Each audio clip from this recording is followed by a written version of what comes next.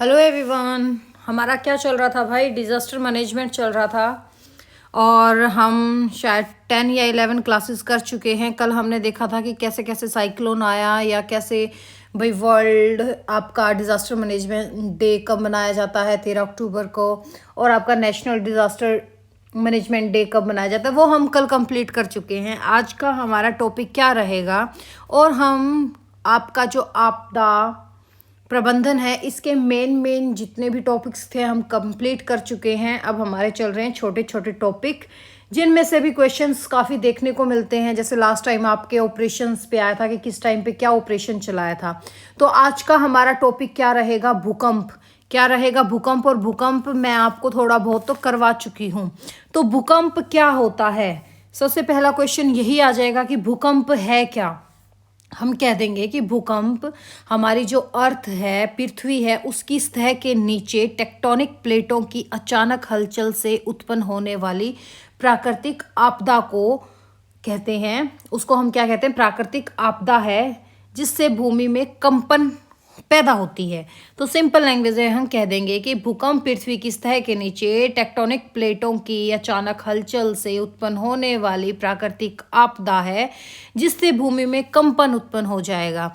या simple language में एक और डेफिनेशन हम कह सकते हैं कि पृथ्वी की क्रस्ट में अचानक से उत्पन्न होने वाला कंपन क्या होता है? भूकंप होता है। और भी सिंपल लैंग्वेज में अगर हम आए तो हम कह सकते हैं कि पृथ्वी की सतह पर ऊर्जा के अचानक उत्सर्जन से उत्पन्न झटके को हम क्या बोलते हैं? भूकंप बोलते हैं। ठीक है, क्या बोलते हैं हम? भूकंप बोलते हैं। पृथ्वी की सतह पर ऊर्जा के अचानक उत्सर्जन से उत्पन्न झटके को भूकंप कहते हैं। पहले आप एक चीज़ देखो, ये मान लो हमने अर्थ का कोई हिस्सा कट किया है। ठीक है, ये हमारी अर्थ है, मान के चलो कोई हिस्सा ऐसे कट कर लिया। हमें पता है कि ऊपर लेयर क्या होती है? सबसे अपर लेयर को हम बोलते हैं क्रस्ट। क्या बोलते हैं? क्रस्ट बोलते हैं। सेकंड लेयर को हम क्या बोलते हैं? मेटल बोलते हैं। क्या बोलते हैं? मेंटल बोलते हैं। मेंटल, पागल वाला मेंटल नहीं, मेंटल। ठीक है।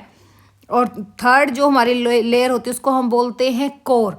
और ये जो आपकी कोर है ये भी 2 पार्ट्स में डिवाइड होती है, अपर कोर, लोअर कोर। मेंटल भी अपर लोअर, लोअर मेंटल, अपर क्रस्ट, लोअर क्रस्ट। तो देखो, जो आपकी अपर क्रस्ट और लोअर क्रस्ट है ये होती है आपकी 0 से 30 किलोमीटर के बीच में। कहाँ होती है? 0 से 30 किलोमीटर के बीच में होती है। और जब हमारी इस क्रस्ट में वेव्स उत्पन्न होती हैं, चाहे वो किसी भी रीजन की वजह से हो, ठीक है, टेक्टोनिक प्लेट्स की वजह से हो या आपकी भ्रंश लाइंस की वजह से हो, कैसे भी हो, अगर इसमें कंपन उत्पन्न होता है तो वो क्या होती है?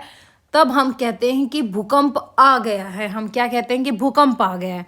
इसका उद्गम स्थल भूकंपीय केंद्र फोकस कहलाता है। भूकंपीय केंद्र और एपिसेंटर क्या होता है? इस चीज़ को आप समझिए कि मान लो ये हमारी अर्थ है, ये हमारी अर्थ है। मैं यहीं पे करवा देती हूँ इसको भी। ये हमारी अर्थ का वही हिस्सा है जो मैंने आपको बताया था। और ये हमारा क्रस्ट है। ये हमारा क्या है? क्रस्ट है टोटल। मान लो कि ये क्या है आपका? ये आपका फोकस है। ये क्या है? फोकस। फोकस क्या होता है? फोकस को हम क्या बोलते हैं? भूकंप मूल। क्या बोलते हैं हम इसको? भूकंप मूल। तो जो आपका ये फोकस है ये क्या होता है? ये वो जगह होती है, ये वो स्थान होता है जहाँ पर भूकंपीय तरंगों का जन्म होता है। ठीक है, भूकंपीय तरंगों का क्या होता है? जन्म होता है। हम इसको क्या कह सकते हैं? वह स्थान जहाँ पर भूकंपीय तरंगों का उद्गम होता है।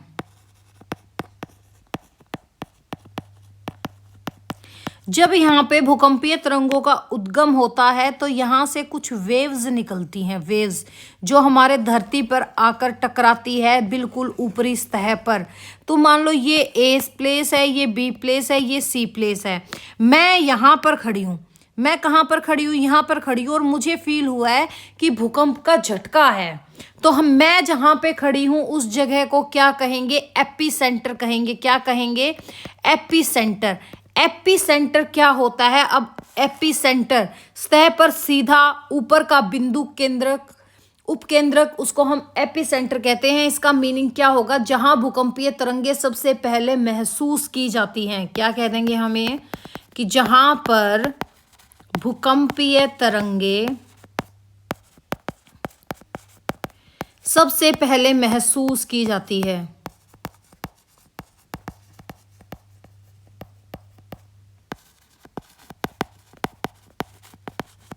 आई गेस आपको फोकस और एपिसेंटर का पता चल गया कि फोकस कहाँ होता है, भूकंपीय केंद्र कहाँ होता है या भूकंपीय मूल कहाँ होता है, और आपका जो उपकेंद्र यानी कि एपिसेंटर होता है वो कहाँ पर होता है। इतना आपको अच्छे से समझ में आ गया होगा। फिर देखिए, भूकंप मापने के पैमाने, इसको हम क्या बोलते हैं, सिस्मोग्राफ। क्या बोलते हैं, सिस्मोग्राफ। सिस्मोग्राफ 3 टाइप्स का होता है। कौन कौन सा, एक तो आपका रिक्टर स्केल पे होता है, एक आपका बोल देते हैं मार्कली स्केल, और एक बोल देते हैं हम मोमेंट मैग्नीट्यूड स्केल, या इसी को हम बोलते हैं रोसी फेरल स्केल भी। रोसी फेरल स्केल, क्योंकि रोसी फेरल ने ही इसको खोजा था या इसकी खोज की थी या इसको बनाया था, आप ऐसे कह सकते हो। ठीक है, तो रिएक्टर जो स्केल होता है बेटा, ये आपकी 0 से 10 तक नहीं माप करता, ये आपका 0 to 9 मेजर करता है। आपका जो मर्कली स्केल है ये आपका करता है 1 to 12 तक मेजर, यानी कि 0 से 12 तक। और आपका जो रोसी फेरेल होता है ये करता है 1 to 11 तक, या आप इसको कह सकते हो 0 to 11 तक ये आपका मेजर करता है। ये आपके 3 वो स्केल्स हैं जो आपके भूकंप को मापते हैं। जो आपका रिक्टर स्केल होता है ये क्या मापता है, तीव्रता को मापता है। आपका मोमेंट मैग्नीट्यूड स्केल आधुनिक पैमाना है, यानी कि सबसे बाद में खोजा जाने वाला आपका मेजरमेंट करने का पैमाना है। और मर्कली स्केल क्या करता है, जो भी आपका प्रभाव है या क्षति का मापन है वो चीज़ करता है। तो देखिए, अगर हम बात करें हमारे भूकंप की, तो रुको, ये वैसे मैंने ना एक क्लास में समझाया था, तो मैं आपको यहीं पे समझा दूं या लिख के समझा दूं। तो देखो, अभी समझा ही देती हूँ, लिख के ही समझा देती हूँ। तो इस पेज को मैं डिलीट करती हूँ, दोबारा नया पेज लेते हैं, या इसको इरेज करती हूँ। चलो भाई, इरेज ही कर लेते हैं। करवाना तो यही सेम चीज़ है मुझे, बट इट्स ओके, दोबारा हम कर लेते हैं ये।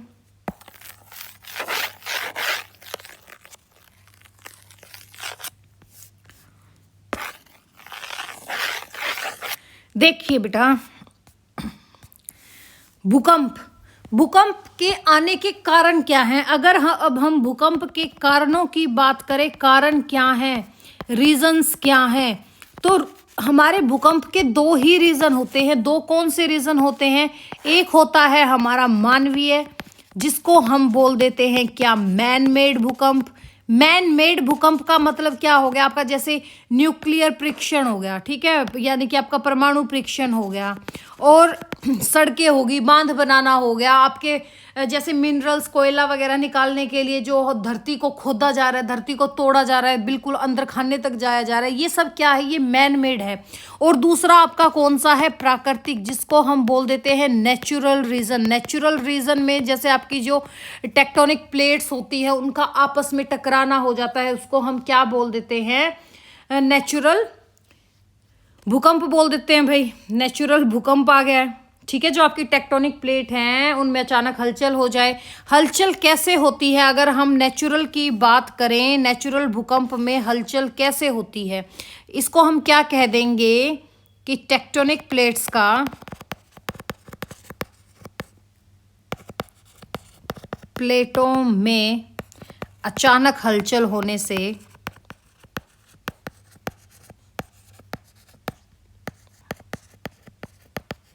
या टकराने से भूकंप आता है। तो जो आपका ये नेचुरल है ये कैसे होता है बेटा, ये कितने टाइप का होता है, ये जो आपकी टेक्टोनिक प्लेट है ये 3 टाइप से टकराती है, ठीक है, 3 टाइप से टकराती हैं या इनमें हलचल होती है। तो सबसे पहली आती है आपकी स्प्रेडिंग। स्प्रेडिंग का मतलब क्या हो गया, स्प्रेडिंग का मतलब हो गया फैलाव होना। स्प्रेडिंग क्या होता है? फैलाव। यानी कि मान लो एक प्लेट ये है और एक प्लेट ये है, जब ये प्लेट आपकी इस साइड मूव करे, यानी कि मान लो आपकी वेस्ट साइड मूव कर रही है और ये प्लेट आपकी ईस्ट साइड मूव कर रही है, तो यहाँ पे जो हमारा मैग्मा है वो क्या करता है? ऊपर आता है। ठीक है, ब्रंच लाइंस बनती हैं जिसको हम क्या बोलते हैं, जो क्रैक्स आ जाते हैं। ये क्या हो गया यहाँ पे? ये भूकंप ही तो हुआ, हलचल पैदा होगी प्लेट्स के अंदर। अगर प्लेट्स हिल रही हैं तो भूकंप ही लेके आएंगी। सेकंड होता है हमारा क्या? सबडक्शन। सबडक्शन क्या होता है? अब सबडक्शन को समझो। सबडक्शन होता है just like your Indian plate and Eurasian plate. Example हो गया आपका, आपकी इंडियन प्लेट का और यूरेशियन प्लेट का। मान लो एक प्लेट ये है, एक प्लेट ये है। जब मान लो ये प्लेट इसके ऊपर चढ़ने की कोशिश कर रही है इस प्लेट के, या हम ये कह दें कि ये प्लेट नीचे मूव कर रही है, इसके ऐसे घुसने की नीचे कोशिश कर रही है, यानी कि प्लेट्स का एक दूसरे के ऊपर चढ़ना, टकराना, ये क्या हो गया? आपका सबडक्शन हो गया है। और एक और होती है क्या? आपकी लेटरल स्लाइडिंग। लेटरल स्लाइडिंग क्या होती है? लेटरल स्लाइडिंग होती है, मान लो एक प्लेट आपकी नॉर्थ साइड जा रही है या एक प्लेट दक्षिण की साइड जा रही है। मान लो एक प्लेट ये है और एक प्लेट ये है, ये ऊपर की तरफ जा रही है या ये नीचे की तरफ जा रही है। तो जो इनके बीच में ये घर्षण पैदा हो रहा है, इस घर्षण को हम क्या कहते हैं? Lateral sliding. इसकी वजह से भी तो भूकंप आएगा। ठीक है, ये थे आपके नेचुरल भूकंप। ठीक है, कि नेचुरल कैसे आता है। और अगर मैन मेड की बात करें, मैन मेड की बात करें, तो हम कह देंगे परमाणु परीक्षण, बांध बनाना, या आपके अयस्कों को निकालना, अयस्कों को निकालने के लिए खुदाई करना।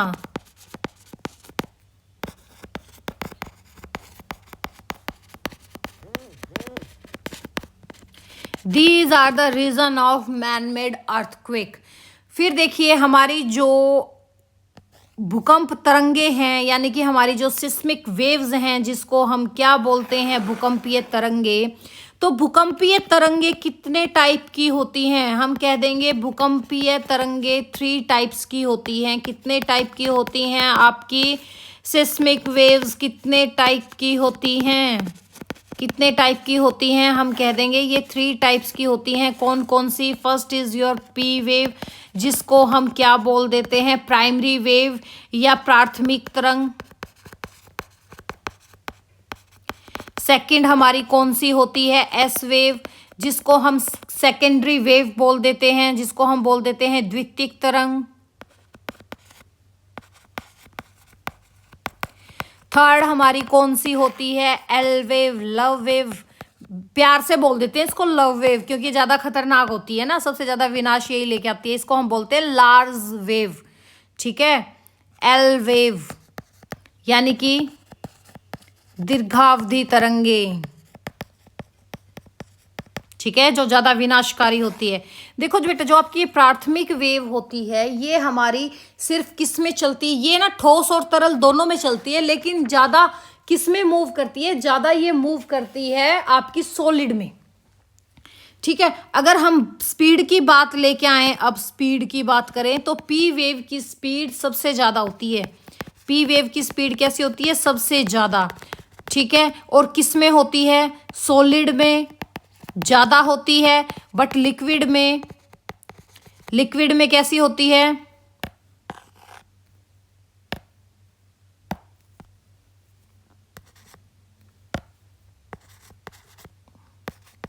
लिक्विड में कैसी होती है?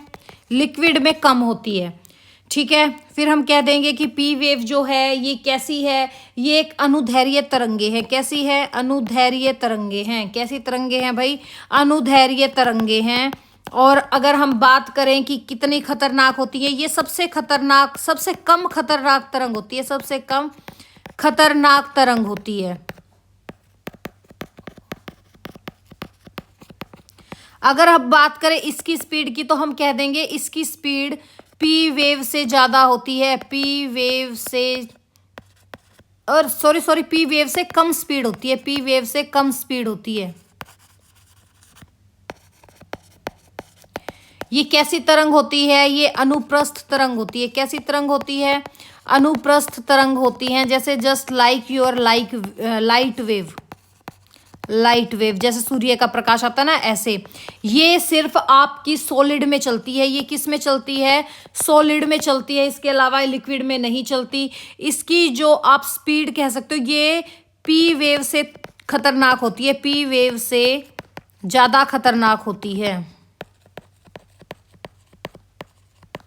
अगर अब हम बात करें आपकी लार्ज वेव यानी कि एल वेव, दीर्घकालीन वेव की बात करें, तो इसकी स्पीड सबसे कम होती है। इसकी स्पीड यानी कि इसकी गति सबसे कम होती है। इसकी गति सबसे कम होती है। अगर बात करें इनमें कौन से तरंग मिलती है, हम कह देंगे P wave and S wave both इसमें सरवाइव करती हैं। क्या कह देंगे? अनुदैर्ध्य प्लस अनुप्रस्थ तरंगें दोनों होती हैं इसमें। ये किस में मूव करती है? ये सॉलिड में भी स्ट्रॉन्ग मूव करती है और लिक्विड में भी ये स्ट्रॉन्ग मूव करती है। ठीक है। और ये जो आपकी एल वेव है, ये सबसे ज़्यादा विनाशकारी वेव्स होती हैं। सबसे ज़्यादा खतरनाक तरंग या विनाशकारी बोल दो, सबसे ज़्यादा विनाशकारी होती हैं।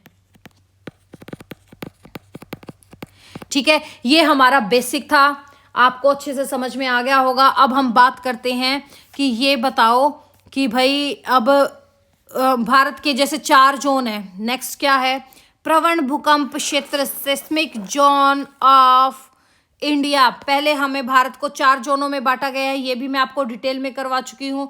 जो आपका जोन 5 है, कौन कौन से जोन है? Zone 2, zone 3, zone 4, zone 5। जो आपका जोन 5 है, इसको हम क्या कह देते हैं? ये अत्यधिक संवेदनशील है। ये रेड जोन है भूकंप का। ये रेड जोन है। रेड जोन क्या होता है? जो कभी भी हिल सकता है भाई, बहुत जोर से हिलेगा, बहुत ज्यादा नुकसान करेगा।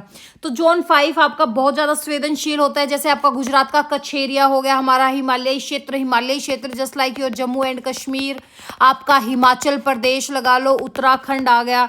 पूर्वोत्तर राज्य में जैसे आपकी 7 सिस्टर्स आ गई। 7 सिस्टर्स कौन कौन सी हैं? हमारी असम हो गया, मिजोरम, ये वाली जितनी भी हमारी ईस्टर्न इंडिया की स्टेट्स हैं, असम, मिजोरम, नागालैंड, त्रिपुरा।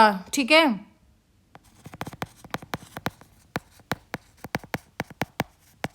नागालैंड हो गया, त्रिपुरा एक्सेट्रा, जितनी भी हमारी 7 सिस्टर्स हैं ये। और आपका अंडमान निकोबार द्वीप समूह हो गया। ये हमारे क्या है? अत्यधिक संवेदनशील एरिया हैं भारत में। और अगर हम जोन 4 की बात करें, जोन 4 क्या है? उच्च जोखिम वाला है, पर जोन 5 से थोड़ा कम है। इसमें आ जाता है आपका जैसे दिल्ली एनसीआर का एरिया आ गया। ठीक है, आपका जम्मू पटना यानी कि बिहार का जो नॉर्दर्न एरिया है वो आ गया, हमारे जम्मू का कुछ हिस्सा आ गया। और आपका जैसे वेस्ट बंगाल आ गया। क्या आ गया? वेस्ट बंगाल आ गया। हमारा सिक्किम का कुछ पोर्शन आ गया, सिक्किम का कुछ पोर्शन आएगा। ठीक है, सिक्किम का भी नॉर्थ एरिया, हमारे महाराष्ट्र का कुछ एरिया हो जाएगा। ठीक है। और जोन 3 की बात करें तो मध्यम जोखिम होता है। मध्यम जोखिम इन द सेंस अगर आप बात करो कि भाई जो हमारा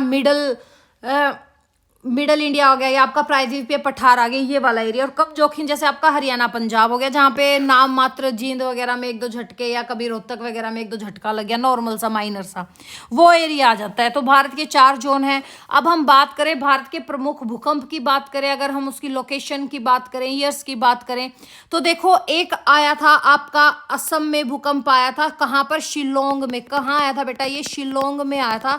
इसकी तीव्रता कितनी थी? इसकी तीव्रता सबसे ज्यादा मेजर की गई थी, कितनी? 8.7। और आज तक भारत में सबसे तेज भूकंप यही आया है।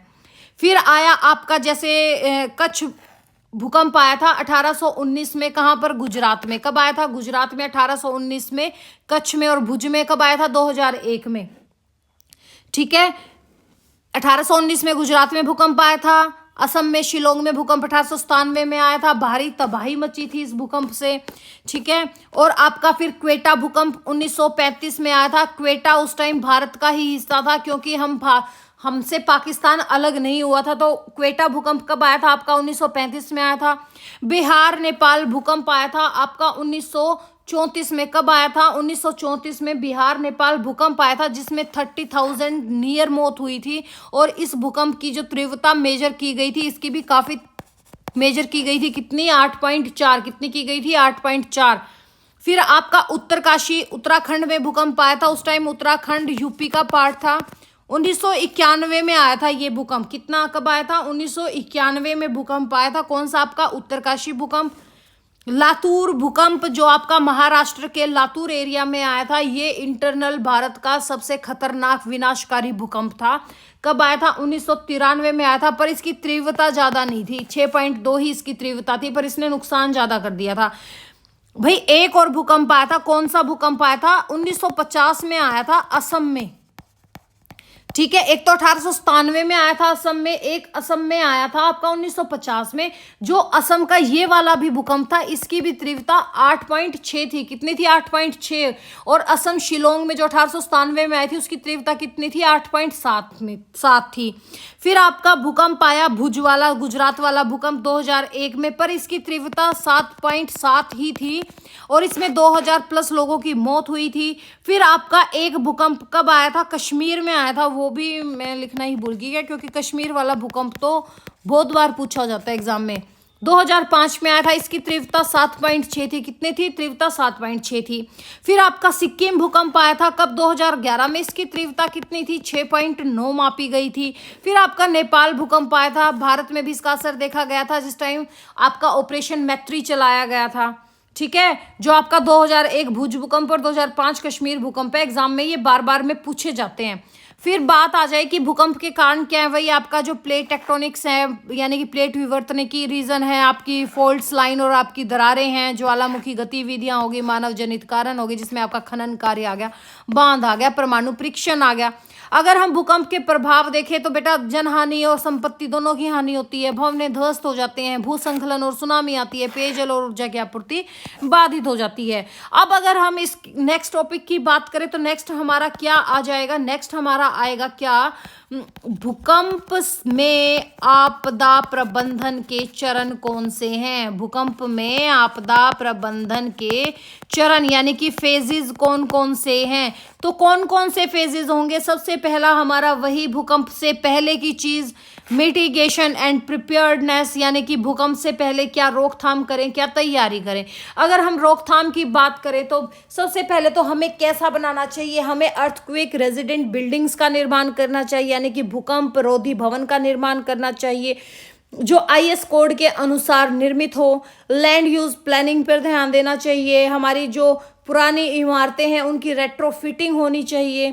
और आपका जो जोखिम मानचित्रण होता है, सिस्मिक हैजर्ड मैपिंग होती है, उस पर ध्यान देना चाहिए। और हमें क्या तैयारी करनी चाहिए? जैसे मॉक ड्रिल करवा देना चाहिए, एवोकेशन प्लान्स होने चाहिए, हमारी इमरजेंसी किट्स रेडी होनी चाहिए, जन जागरूकता अभियान चलाने चाहिए, स्कूल सेफ्टी प्रोग्राम्स होते हैं, जैसे एनडीआरएफ और जॉब का एसडीआरएफ है, उसको प्रशिक्षित करना होता है, प्रशिक्षण देना होता है। तो वही है भूकंप रोधी भवन निर्माण, यानी कि फ्लेक्सिबिलिटी स्ट्रक्चर होना चाहिए, ओपन एरिया में रहना चाहिए, भवन व पेड़ों से दूर। भूकंप पूर्व चेतावनी प्रणाली जैसे जापान और मेक्सिको की है, वैसे ही भारत की होनी चाहिए। देखो जापान में कितने भूकंप आते हैं, लेकिन इनका इंफ्रास्ट्रक्चर कैसा है? बहुत फ्लेक्सिबल बनाया हुआ है भाई इन्होंने। ठीक है, मॉक ड्रिल और प्रशिक्षण होना चाहिए, एनडीआरएफ एसडीआरएफ की तैनाती होनी चाहिए, स्कूल और ऑफिस में आपके एवोकेशन प्लान होने चाहिए। भूकंप में बचाव के उपाय, यानी कि ड्यूरिंग भूकंप क्या करें, ड्यूरिंग अर्थक्वेक हम क्या करें, हमारा क्या रिस्पॉन्स होगा दैट टाइम। अगर हम रिस्पॉन्स की बात करें तो आम नागरिकों के लिए सबसे पहला क्या आता है आपका, जिसको सारी दुनिया मानती है, डक कवर होल्ड।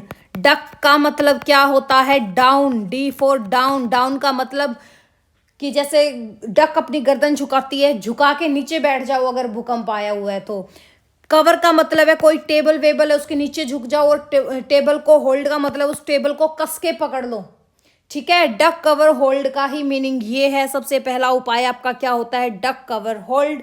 ठीक है, और इसके टाइम पे हमें क्या करना चाहिए? देखो इमारत हिलने लगे तो टेबल डेस्क के नीचे छुपे, लिफ्ट का प्रयोग न करें, खुले स्थानों पर जाएं, खिड़कियां और कांच से दूर रहें, बाहर हो तो बिजली के खंभों और इमारतों से दूर रहें और घबराएं नहीं। अगर हम बात करें भाई हमारी कौन कौन सी जो हमारी प्रशासनिक टीम है वो उनका काम क्या होता है? सर्च और रेस्क्यूज चलाना, मेडिकल एड्स का काम, एवोकेशन का काम, टेम्परेरी शेल्टर्स बनाना, कम्युनिकेशन रिस्टोर्स करना। ठीक है। अगर फिर हम बात करें कि रिकवरी कैसे होती है, रिकवरी भूकंप के बाद अब हमारी क्या होगी, रिकवरी और रिकंस्ट्रक्शन होती है। मलबा हटाना, मृतकों की पहचान करना, राहत शिविर चलाना, बिल्ड बैक बेटर सिद्धांत पर काम करना, यानी कि घरों के पुनर्निर्माण पर काम करना, आजीविका बहाली होती है, जो उसका भाई जो आपकी लाइवलीहुड जितने भी आपके होते हैं उनका स्टोरेज करके देना, मनोवैज्ञानिक सहायता करना, ये हमारी क्या होती है भाई, हम क्या क्या काम करें। जैसे ना एक केस स्टडी करते हैं। हमारा जो भूकंप आया था गुजरात में 2001 में, कब आया था, 26 जनवरी 2001 में आया था। भुज कच्छ गुजरात में आया था। कितना तेज भूकंप था, 7.7 इसका मेजर किया गया था। कितनी मौतें हो गई थी, लगभग 20,000 प्लस। हानि, लाखों लोग बेघर हो गए थे। तो गुजरात सरकार ने गुजरात राज्य आपदा प्रबंधन, Gujarat state disaster management authority की स्थापना की। ये भारत का पहला राज्य बना। पहला तो नहीं था, पहला तो हम कह सकते हैं ओडिशा था। ये था पहला राज्य जिसने बेस्ट मॉडल पे काम किया था, बेस्ट मॉडल पे जिसने आपदा प्रबंधन प्राधिकरण बनाया। ठीक है। अगर अब हम बात करें तो भूकंप में हमारी कौन कौन सी टीमें जाती हैं, जैसे आपके नेशनल लेवल पे, नेशनल लेवल की बात करें अगर हम, नेशनल लेवल पे हमारी कौन कौन सी टीमें जाती हैं नेशनल लेवल पे, स्पेस रह रहा है क्या, नेशनल लेवल पे हमारी कौन कौन सी टीमें जाती है उसको समझो। जैसे नेशनल लेवल पे बात करें, अगर हम राष्ट्रीय स्तर पर बात करें तो हमारी कौन सी, जैसे आपकी एनडीएमए है, ठीक है, नीति निर्देशक बनाती है। फिर आपकी जैसे एनडीआरएफ है, सर्च और रेस्क्यू ऑपरेशन चलाती है, जैसे आपके भुज में चलाया था, कश्मीर में चलाया था, नेपाल में चलाया था। ठीक है। हमारी इंडियन आर्मी है, जैसे आपकी ऑपरेशन सहायता चलाती है इंडियन आर्मी। ठीक है। जो आपकी हैवी मशीनरी होती है, ब्रिजेस होते हैं, मेडिकल कैंप्स है, उसको भी प्रोवाइड करवाती है। आपका एयरफोर्स हो गया, जैसे आपका ऑपरेशन मैत्री चलाया था नेपाल में 2015 में, हेलीकॉप्टर से राहत सामग्री पहुंचा दी। आपका जैसे आपका इंडियन जो आपका मौसम विभाग है, और आपकी जो सिस्मोलॉजी सेंटर्स हो गए, जो ऑपरेशन जो क्या करती है, आफ्टर शॉक मॉनिटरिंग का काम करती है। फिर आपकी जैसे स्वास्थ्य सेवाएं हो गई, जैसे इमरजेंसी मेडिकल टीम होगी, फील्ड हॉस्पिटल्स हो गए, ब्लड सप्लाई हो गए, और यही होती हैं। और हमारी जो भी एनडीआरएफ की टीम्स होती है उसके अंदर तो जो आपकी बटालियन आती है वो ऑलरेडी हम कर चुके हैं। अगर अब हम बात करें कि ये बताओ कि भारत में भूकंप आपदा के दौरान कौन कौन से ऑपरेशंस चलाए गए थे, कौन कौन से ऑपरेशंस चलाए गए थे। ठीक है। इसमें से क्वेश्चन बनते ही बनते हैं, हर हालत में बनते हैं। लास्ट ईयर भी यही आया था। जैसे देखो आपका गुजरात में था, ठीक है, गुजरात में भुज में आया था, कौन सा, 2001 में। इसमें आपका ऑपरेशन सहारा था, लेकिन जहाँ पे भी भारतीय सेना आ जाएगी वहाँ पे याद रखना ऑपरेशन सहायता भी चलती है।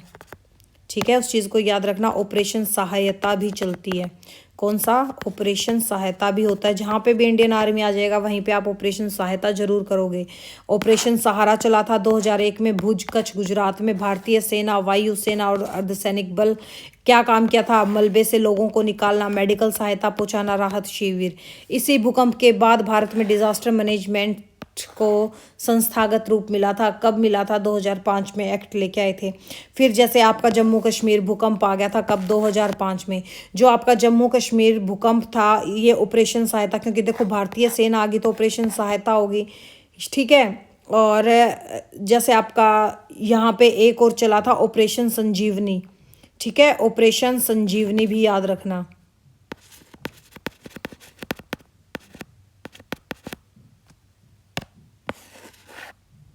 हिंदी में ही लिख देती हूँ, ऑपरेशन संजीवनी चला था यहाँ पर। ठीक है। वायुसेना क्या कार्य किया था, सर्च और रेस्क्यू ऑपरेशन चलवाया था, हवाई राहत और घायलों को उपचार दिया था। फिर आपका कौन सा आ गया, जैसे सिक्किम में भूकंप आया था, सिक्किम में भूकंप चला था, हम इसमें भारतीय सेना राहत अभियान, और इसी में आपका क्या ऑपरेशन चला था, जीवन रक्षा। कौन सा ऑपरेशन था, जीवन रक्षा। कौन सा ऑपरेशन था बेटा, जीवन रक्षा। ठीक है। स्थान सिक्किम, एजेंसी कौन थी, सेना, आईटीबीपी, राज्य प्रशासन। वही भाई, सड़क बहाली हो गई थी, हेलीकॉप्टरों द्वारा राहत किया गया था, मेडिकल सहायता दी गई थी। फिर आपका जैसे असम भूकंप आया था 1950 में, ठीक है, एक असम भूकंप आया था, इसमें भी आपकी ऑपरेशन सहायता लगा सकते हो क्योंकि भारत सेना राहत अभियान चला था इसमें। और आपका फिर 1950 में आया था असम में, कितना मेजर किया था इसका, 8.6 ना। और ग्रेट असम अर्थक्वेक का इसको नाम दिया गया था। कार्य क्या था, राहत और पुनर्वास, संचार, बहाली। नेक्स्ट हमारा क्या था, उत्तराखंड का भूकंप। उत्तराखंड में जब भी हमारे कोई भी भूकंप आता है, एक जो उत्तराखंड का 1991 में आया था।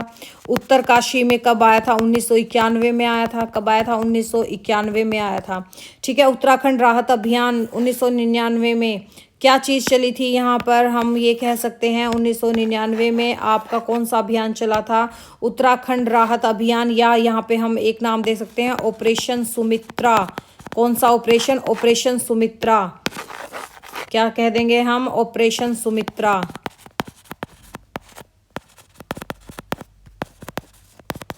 कौन सा ऑपरेशन चला था, ऑपरेशन सुमित्रा, या उत्तराखंड राहत अभियान भी हम इसको नाम दे देते हैं, ठीक है। भूकंप हो गया था, भूस्खलन हो गया था यहाँ से। तो चमोली उत्तराखंड में हुआ था, कब, 1999 में आया था। एजेंसियां, सेना और राज्य प्रशासन आया था, वही घायल व्यक्तियों का उपचार करवाया था। फिर आपका आया था लातूर ऑपरेशन। कौन सा आया था, महाराष्ट्र का लातूर ऑपरेशन, नाम भी लातूर ही था, ठीक है। लातूर राहत ऑपरेशन, क्या नाम था, लातूर राहत ऑपरेशन। क्या नाम था, लातूर राहत ऑपरेशन। क्या था भाई, लातूर राहत ऑपरेशन था ये, ठीक है। और 1993 में आया था भूकंप, ये लातूर महाराष्ट्र में। एग्जाम पॉइंट में आप देखोगे तो भारत का सबसे विनाशकारी आंतरिक भूकंपों में से ये एक था। फिर आपका नेक्स्ट आ गया था हिमाचल प्रदेश का कांगड़ा भूकंप 1905 में। कब आया था हिमाचल प्रदेश में भूकंप, 1905 में। उस टाइम हम किसके अंतर्गत थे, उस टाइम थे हम ब्रिटिश गवर्नमेंट के अंडर। किसके अंडर थे, ब्रिटिश गवर्नमेंट के अंडर थे। तो उन्होंने कौन सा अभियान चलाया था, ब्रिटिश भारत राहत अभियान चलाया था। कौन सा चलाया था बेटा, ब्रिटिश राहत अभियान चलाया था। कब आया था, 1905 में, कांगड़ा हिमाचल प्रदेश में, राहत और पुनर्निर्माण के लिए। अगर हम बात करें गुजरात भूकंप 2001, ऑपरेशन सहारा 2005, ऑपरेशन सहायता। और कौन कौन से थे इसमें, अभी आपको मैं करवा के आई हूँ, ठीक है। उन ऑपरेशंस के नाम याद रखना, ठीक है। सिक्किम भूकंप, सेना राहत अभियान, जैसे आपका जीवन रक्षक था, लातूर था, ये सर्च ऑपरेशंस जरूर याद रखना बेटा, ठीक है। ये सर्च ऑपरेशन सबसे ज़्यादा ज़रूरी है क्योंकि एग्ज़ाम में आपका यही पूछा जाता है। शायद लास्ट सिटी मेंस में आपका पूछा गया था मैत्री वाला, जो आपका था नेपाल वाला। नेपाल में जो 2015 में यही वाला भूकंप था ना, ये वाला भूकंप था, इसमें था ऑपरेशन आपका मैत्री। ये शायद आपके लास्ट एग्ज़ाम में पूछा गया था, ठीक है। कब आया था, 2015 में आया था, नेपाल में आया था। गोरखा भूकंप का इसको नाम दिया गया था। भारत द्वारा संचालित एजेंसियां कौन सी थी, हमारी इंडियन आर्मी थी, एयरफोर्स थी, एनडीआरएफ थी, ठीक है। इन्होंने कौन सा ऑपरेशन चलाया था, ऑपरेशन मैत्री, ठीक है। भारत का सबसे बड़ा अंतर्राष्ट्रीय आपदा राहत अभियान था ये। फिर आपका तुर्की में भूकंप आया था 2023 में, इसका ऑपरेशन था ऑपरेशन दोस्त, ठीक है। 2023 में तुर्की और सीरिया में तेज भूकंप आया था, ठीक है। इसको भारत द्वारा संचालित एजेंसी कौन सी थी, हमारी एनडीआरएफ। मेडिकल टीमें भेजी गई, वायुसेना को भेजा गया कि जिस वजह से मलबे में फंसे लोगों को रेस्क्यू कर सकें, फील्ड अस्पताल दे सकें, दवाइयाँ और राहत सामग्री भेजी थी। लेकिन ऑपरेशन कौन सा था, तुर्की का ऑपरेशन दोस्त, ऑपरेशन मैत्री नेपाल। हैती भूकंप, हैती में 2010 में एक भूकंप आया था, इसमें ऑपरेशन चला था ऑपरेशन सखी। कौन सा चला था, ऑपरेशन सखी। कब आया था, 2010 में आया था। बहुत विनाशकारी भूकंप था भाई, ठीक है। शांति सेना समर्थन, ठीक है। इस चीज़ को भी याद रखना कि भारत द्वारा क्या सहायता दी गई थी। पहले तो ऑपरेशन चलाया गया ऑपरेशन सखी, चिकित्सा सहायता दी गई, शांति सेना यानी कि यूएन मिशन का समर्थन इसको मिला था।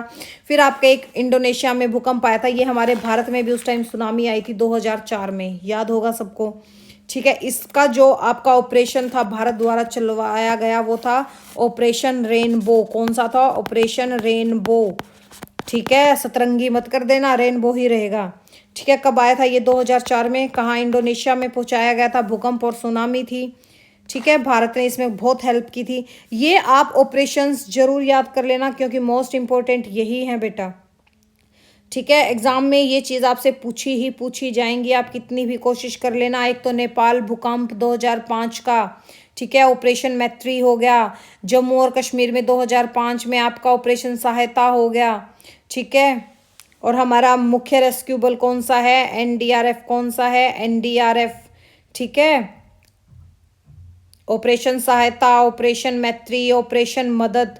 जैसे 2001 का जो भूकंप आया था आपका गुजरात में, उसको है ना कई ऑपरेशन मदद भी बोल दिया था, ऑपरेशन मदद, ठीक है, ऑपरेशन मदद।